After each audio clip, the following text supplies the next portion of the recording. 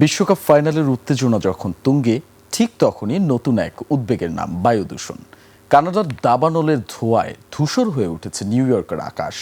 ফাইনালের venue new jersey স্টেডিয়ামের আশেপাশেও এর প্রভাব নিয়ে বাড়ছে শঙ্কা। তবে আসার খবর, বৃষ্টি পরিস্থিতির কিছুটা উন্নতি ঘটাতে পারে। বিশ্বকাপ ফাইনালের আগে পরিবেশ আর প্রস্তুতির সর্বশেষ পরিস্থিতি নিয়ে প্রতিবেদন মাহফুজ মুকুলের। ফুটবল বিশ্বের সবচেয়ে বড় ম্যাচের আগে নিউ ইয়র্কে এখন আলোচনার আরেকটি বিষয় বায়ুর মান। কানাডার দাবানল থেকে ছড়িয়ে পড়া ধোঁয়ায় ধোঁয়াশাচ্ছন্ন হয়ে পড়েছে নিউ ইয়র্কের আকাশ। পরিস্থিতির অবনতি হওয়ায় শহর জুড়ে জারি করা হয়েছে এয়ার কোয়ালিটি অ্যালার্ট।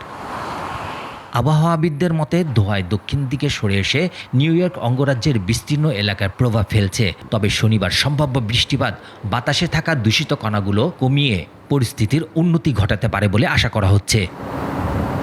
নিউ জার্সির ইস্ট রাদারফোর্ড স্টেডিয়ামে বসবে বিশ্বকাপের মহরণ। ৮২,৫০০ এর বেশি দর্শক ধারণ ক্ষমতার স্টেডিয়ামটি থাকবে কানায় কানায় পূর্ণ।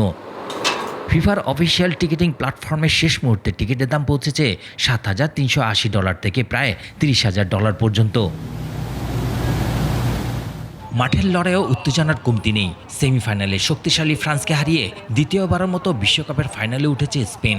২০১০ সালে দক্ষিণ আফ্রিকায় প্রথমবার বিশ্ব চ্যাম্পিয়ন হওয়ার পর এবার আবারও শিরোপার হাতছানি তাদের সামনে।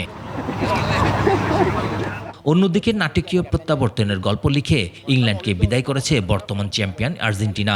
এবার তাদের লক্ষ্য টানা দ্বিতীয়বার বিশ্বকাপ জিতে ইতিহাস গড়া। ১৯৬২ সালে ব্রাজিলের পর আর কোনো দল বিশ্বকাপ শিরোপা ধরে রাখতে পারেনি। সেই দীর্ঘ ৬০ বছরেরও বেশি অপেক্ষার অবসান ঘটানোর স্বপ্ন নিয়েই মাঠে নামবে আলবিসেলেস্তরা। একদিকে আকাশে ধোঁয়ায় আস্তরণ, অন্যদিকে মাঠে ফুটবল ইতিহাসের নতুন অধ্যায় লেখার অপেক্ষা। প্রকৃতির চ্যালেঞ্জ পেরিয়ে এখন বিশ্বজুড়ে কোটি ফুটবল প্রেমিক চোখ নিউ জার্সির সেই ৯০ মিনিটের মহারণে। Outside the stadium, transportation Mahfuz Mukul, ২১ television.